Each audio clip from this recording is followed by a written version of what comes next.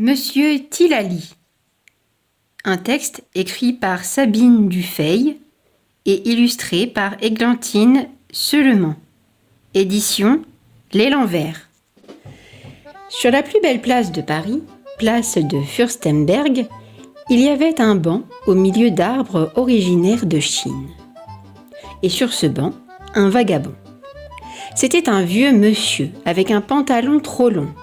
La nuit, il tirait la couverture d'étoiles sur lui, puis il regardait les fenêtres éclairées des maisons hautes s'éteindre les unes après les autres. Parfois, le visage d'un enfant aux cheveux d'or apparaissait à l'une des fenêtres. Quand le vieil homme l'apercevait, il clignait des yeux comme s'il avait reçu un éclat de soleil. « Tillali, Tillali !» De temps à autre, il lançait une trille à la manière des oiseaux. « Tillali, Tillali !» C'est ainsi qu'il parlait aux étoiles et à la lune dans sa robe jaune pâle. L'enfant aimait ce « Tillali !» Dans son lit douillet, ça le berçait. Mais ça gênait les autres gens, les grognons, avec une mine de trognon. Et un jour, un monsieur au gros ventre, avec de petites chaussures noires, car il avait de petits pieds, eut une idée. « Débarrassons-nous du banc ! Plus de banc, plus de Tillali !» Et un jour, des hommes en salopette bleue arrivèrent avec un camion blanc et emportèrent le banc. Au retour du vagabond, le banc avait disparu. De sa fenêtre, l'enfant aux cheveux d'or vit le vieil homme, mais pas le banc. Il laissa couler ses larmes car il avait compris. Cette nuit-là, il n'y eut pas de Tillali. L'enfant n'arrivait pas à s'endormir. Il se leva, mit ses chaussons, se retrouva dehors sous la lune voilée. Il chuchota. « Monsieur Tillali, Monsieur Tillali !» Seul le vent léger lui répondit. Tout à coup, l'enfant vit Monsieur Tillali qui dormait dans le renfoncement d'une porte. Il dit doucement. « Chantez-moi, Tillali, Tillali, Monsieur Tillali. » Le vieil homme cligna des yeux comme s'il avait reçu un éclat de soleil. Des larmes coulèrent dans sa barbe. « Oh, je n'ai plus le cœur de chanter Tillali. » « Monsieur Tillali, venez avec moi, » dit l'enfant. L'enfant et le vieil homme marchèrent jusqu'à une porte cochère avec un anneau de cuivre. L'enfant frappa à la porte en bois. Un monsieur tout en long, pâle, avec un costume gris, entr'ouvrit la porte. C'était le roi du quartier, sauf qu'il n'avait pas de couronne sur la tête. « Bonjour, monsieur, » dit l'enfant poliment. L'homme tout en long était interloqué. Il avait l'habitude de ne voir que des gens importants, pas un enfant en chaussons et un vagabond. « Tu devrais être au lit à cette heure-ci, » dit le monsieur en costume gris qui ne savait pas quoi dire. « Je voudrais, » murmura l'enfant. L'homme bâilla. « Tu veux des bonbons, une trompette ou des cornflakes ?»« Je veux le banc, » répondit l'enfant.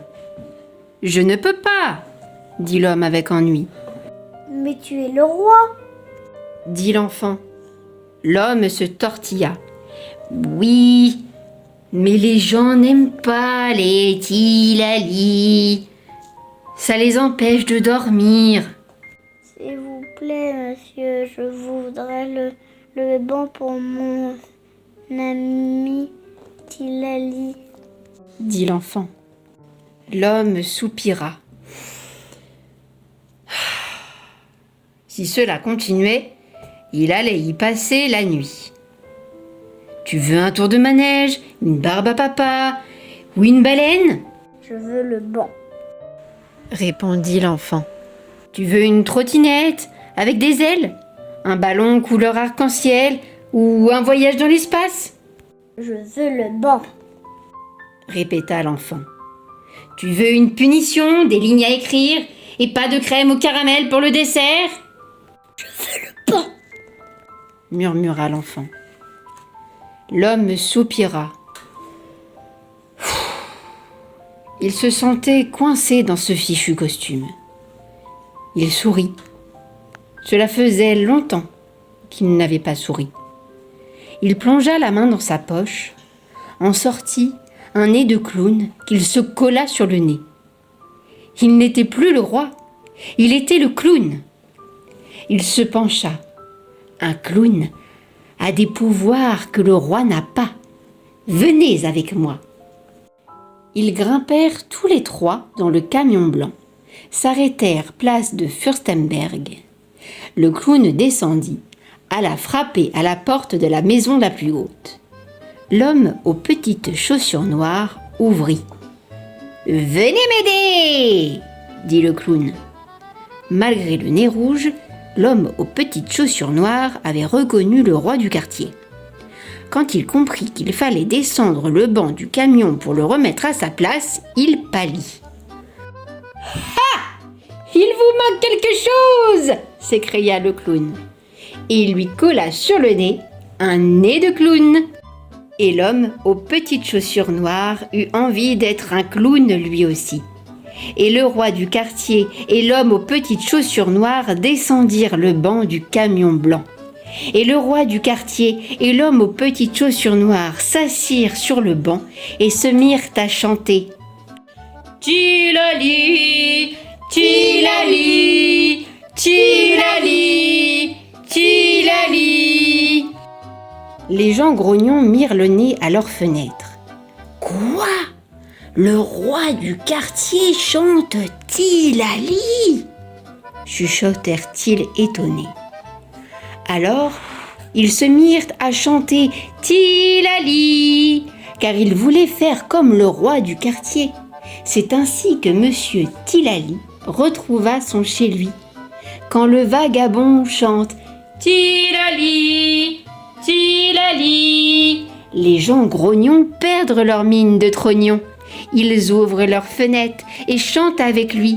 Et l'enfant aux cheveux d'or s'endort en souriant. Dans sa main, il serre le nez rouge que lui a donné le roi du quartier. Tilali, Tilali, Tilali.